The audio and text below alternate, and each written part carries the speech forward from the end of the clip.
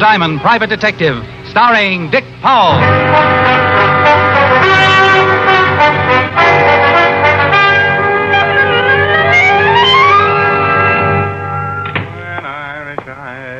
Well, if it ain't Richard Diamond, the smiling gumshoe. Well, if it ain't Sergeant Otis, the laughing hyena. The lieutenant in? Yeah, go on in and spoil his afternoon. You know, Otis, I think you've got the kindest, most wonderful face in the whole wide world. You do? Absolutely. But I do wish you'd do me a favor. Well, sure, anything. Stop wearing it upside down. Hello, Walt. Hello, Rick. Sit down. Oh, thanks. What's doing? Want a sandwich? I'll take some of that coffee. Sure. Something on your mind, Rick? No, just got tired of sitting around the office. No business? Not in a week. Got any sugar? Oh, yeah, I forgot. Here. Yeah, Otis? Lieutenant, I got some guy on the phone who won't give me his name. Says he wants to talk to you. Matter of life and death. Okay, put him on. Right. Homicide, Lieutenant Levinson. I'm going to say this once, so listen carefully.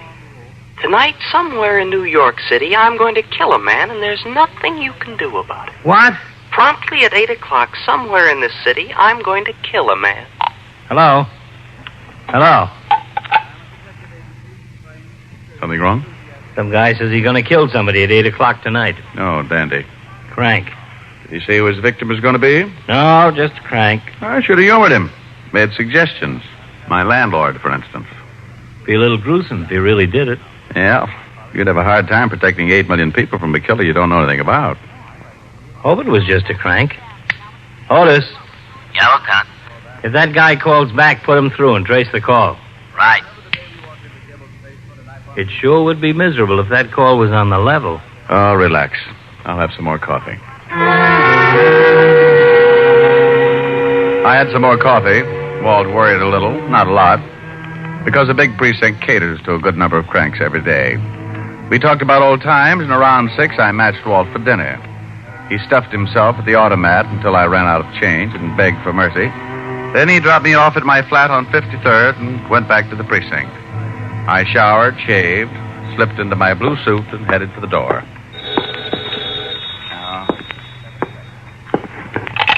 Yeah?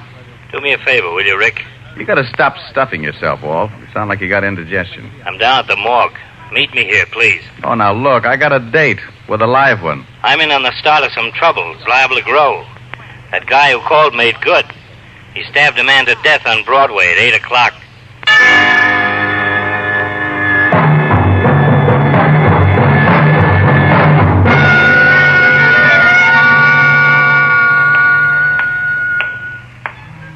Here he is, Lieutenant.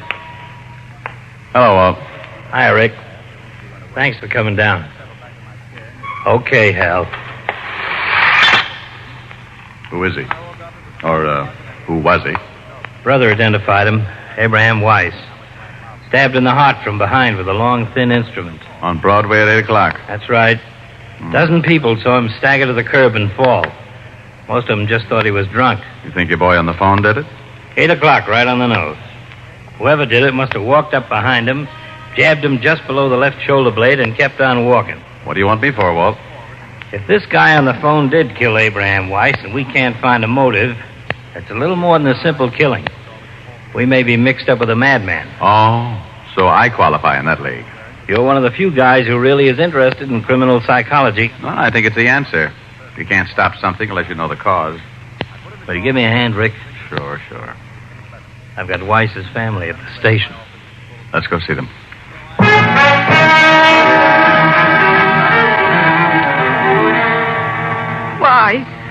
Why, Lieutenant, why did this happen to Abe? That's what we're going to try and find out, Mrs. Weiss. We were hoping you might help us. Well, he didn't have any enemies. He was a good man. We have 3 children. I left them with Mrs. Bellotti, my neighbor. It's going to be hard on them. You're sure your husband didn't know it? No. He didn't have any enemies. He was a good husband and a good father. Everybody liked him. What? Only last week, Mrs. Dowd up the street from us.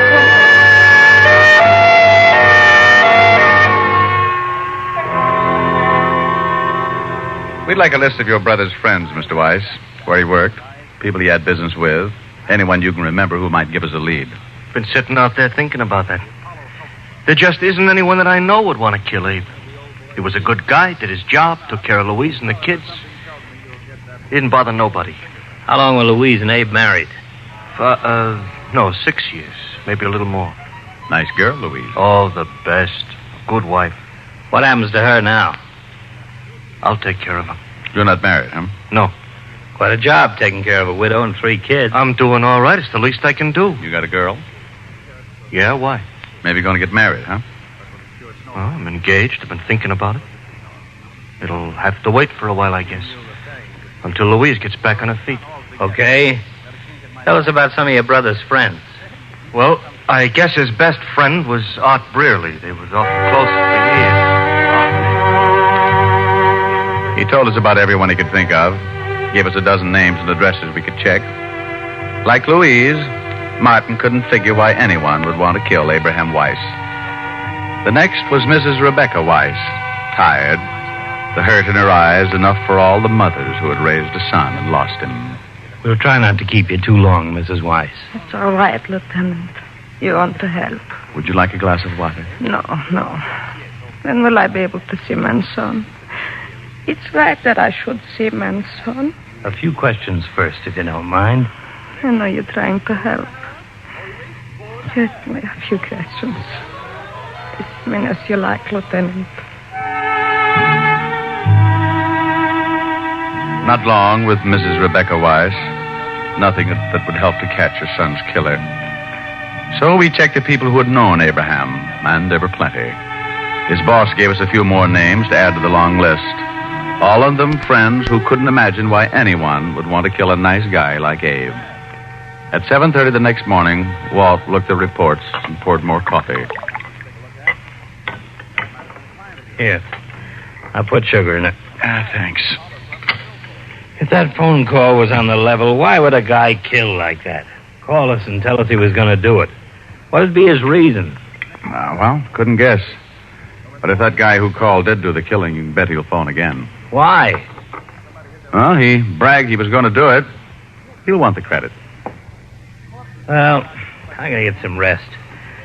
A couple hours anyway. Let's both get a couple.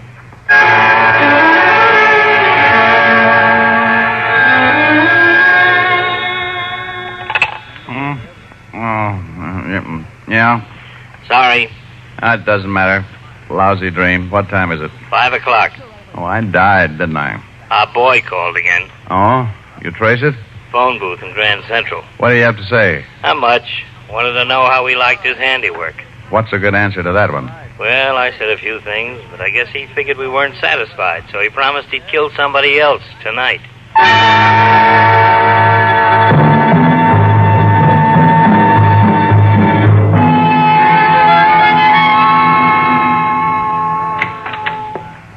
Hello, Rick. Seen the papers? No. Here. Fiend terrorizes city. Unknown killer murders at will. Police baffled. Everybody's on my back. Exactly. What did he say? You want to hear? I made a recording. Let's hear it.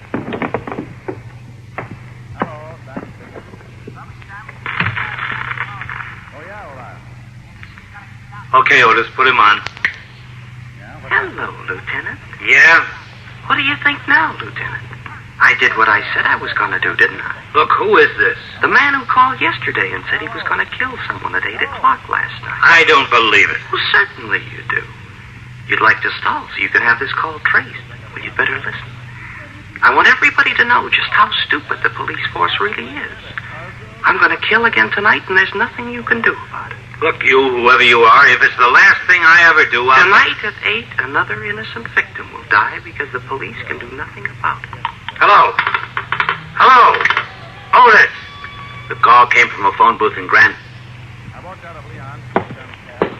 He said another innocent victim. Yeah, so he's a nut. For some reason, he hates the police force. There's your motive. Well, I guess it's possible, but something sticks in my craw. Yeah? What? 8 o'clock. Why pick 8 o'clock both times? Well, I guess, like you said, he wants the credit. We're liable to get a couple of killings in an evening. He wants us to be sure which one he did. Okay, so he makes it 8 o'clock the first time. Why the second? Why not 6 or 7 or 10 or... Just following a pattern, I guess. Maybe so. Well, what'll we do? I got every man possible on the streets. But, Rick, let's face it, this is a pretty big city. And it's 6-2, and even if he does kill again, it won't be anywhere near the scene of his first stabbing. I guess we just wait.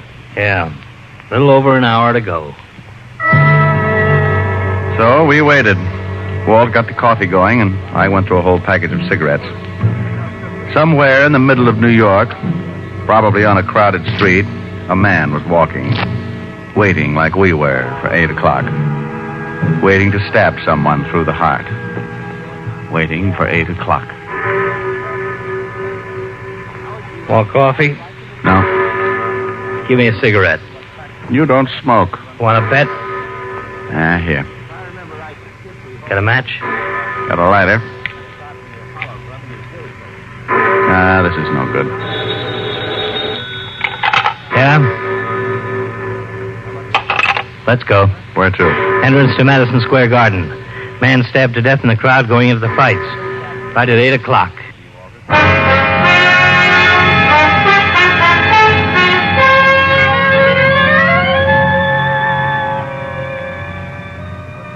A man murdered going into Madison Square Garden to see the fights. Stabbed through the heart while he stood in the middle of the large crowd. We went through the same routine. Identify the body. Question witnesses who had been close to him. See his friends. Anyone who knew him. Name's Leon Ellis. Small-time fight manager. No family. Handles a young kid named Billy Martin. Wasn't fighting last night. At 10 o'clock the next morning, we found Billy Martin working at the East Side Gym. We talked to him for a while, but he couldn't help much. So we kept going, making our list of names, talking to everyone, all morning and into the afternoon. By 4:30, we were holding each other up. Look, we're working with a madman who kills anybody close to him so he can show how helpless we are to stop him. The whole city's in a panic. The newspapers are blasting everybody in the department, yours truly in particular. Yeah? I got him on the line again. He even bragged to me about this last killing. Trace it as fast as you can. Right. Start that recorder, Rick. It's our boy again. Okay. Go ahead. 5th Precinct, Lieutenant Levinson. You can skip the formalities, Lieutenant. Your sergeant told you who was on the line. Well, I did it again last night, didn't I, Lieutenant? Okay, so we can't stop you. I admit it. I'll admit it to the papers. That should make you happy. The police department can't do anything about it. That's what you want, isn't it? Again tonight, Lieutenant. One more person will die. Now, wait a minute. At least give me a chance to talk to While you trace the call? No. Tonight at 8 o'clock, and you can't stop me. Hello? Yeah? Call came from a phone booth in Rockefeller Center. Pick's the right place to call from. We look pretty silly rounding up everybody in Rockefeller Center.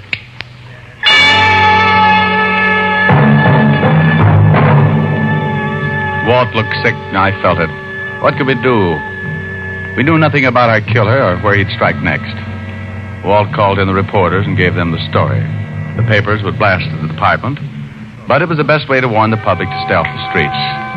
The department was alerted, radio stations were given bulletins to broadcast, and Walt and I climbed into a prowl car and started cruising. At 8:05, it came in. Attention, all units in the vicinity of Zone 12. A 211 in front of 415 West 64th. 415 William 64. Ambulance, dead body. Car 73, come in, please. 7-3, go ahead. 211 at 415 West 64 is a stabbing, Lieutenant. Roger. That's it, Rick.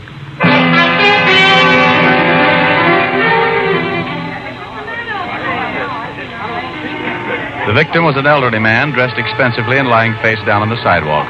Again, no witnesses to the killing. Most of the people who had seen the man fall realized almost immediately what had happened because of the publicity on the last 2 killings. But like one man said... Well, how are you going to see who killed him in a crowd like this? Maybe 100 people on the block when it happens. Boy, you guys better start doing something.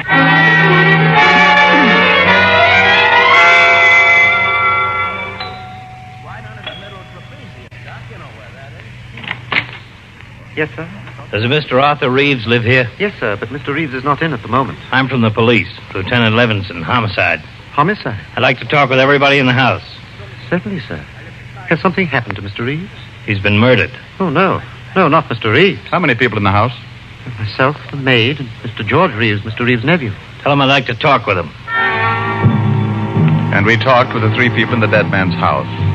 The maid, the butler, and George Reeves, the nephew. I warned him not to take his walk tonight. I showed him the papers. Did he usually take walks at night? Has for the past 15 years. Know why anyone would want to kill him? Mr. Reeves? Of course not.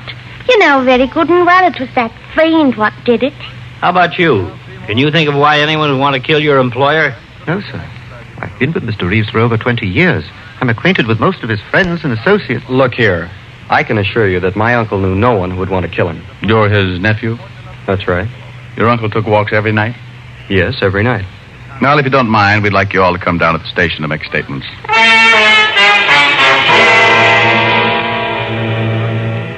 Okay, we got the statements, another list of names, and a long one.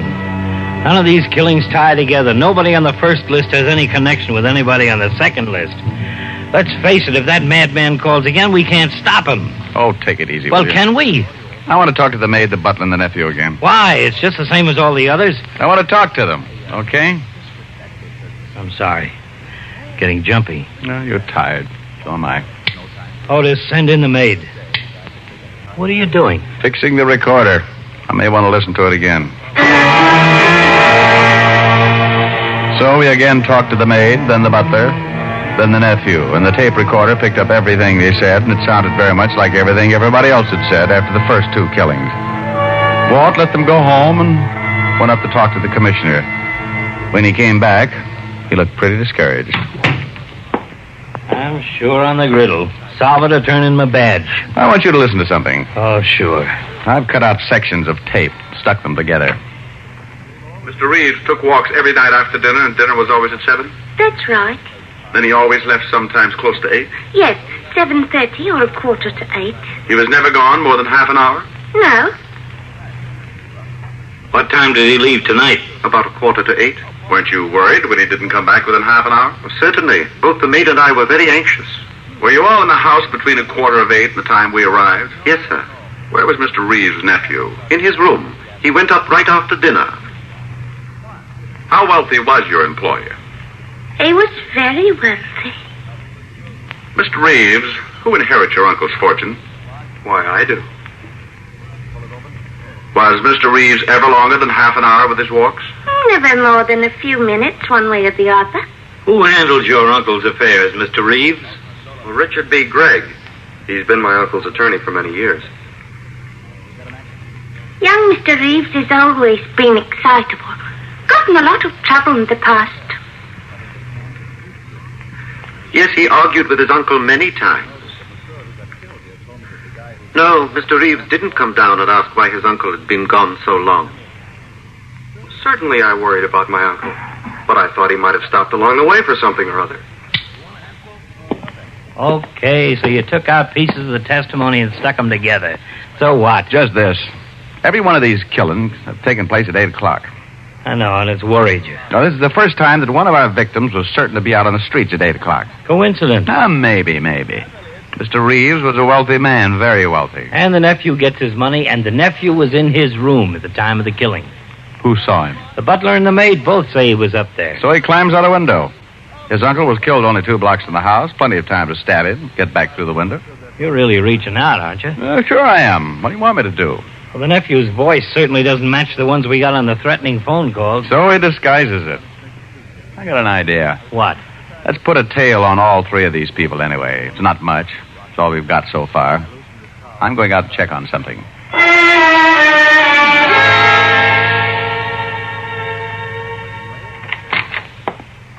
What? Here's something to make your hair curl. I just saw the attorney for the Reeves estate, and he said the old man was planning on changing his will, leaving all his money to charity, not his nephew. He was supposed to meet with Mr. Reeves this morning. And Reeves gets killed last night. Pretty convenient for the nephew. We can't arrest him on that. No, but it makes a good motive. You think the nephew would kill 2 men and then his uncle just so it would look like a madman had picked out another innocent victim? You gotta admit it'd be pretty clever. There's an understatement. Yeah. He's on the line again, Lieutenant. I'm tracing it. Oh, no. Ah, boy, again. There goes your theory. Hello. You can't do anything, Lieutenant. I've killed 3 men, and you can't stop me. I'm going to kill again tonight at 8. Hello. It was him, all right. Tonight at 8. Rick, we've just got to do...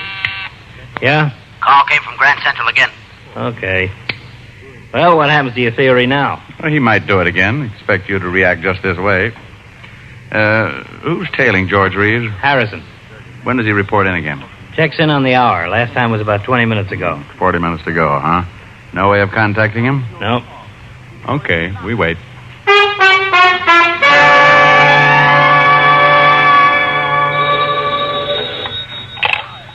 Yeah? Yeah? Where was he at 4:46? Don't let him out of your sight. Well? At 4:46, George Reeves made a phone call from a booth in Grand Central Station. He's home now.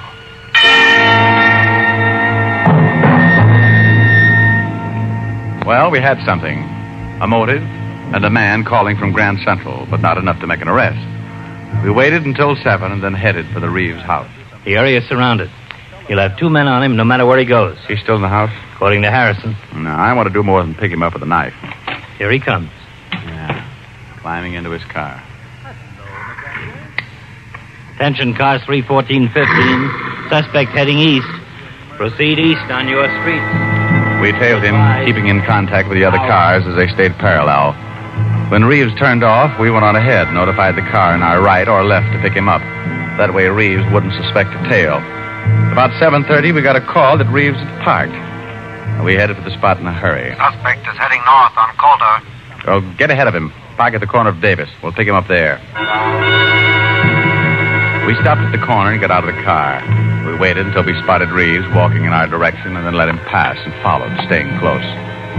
We kept after him until 5 minutes to 8. He swung out on Broadway and was pushing his way through the crowd. Then it happened.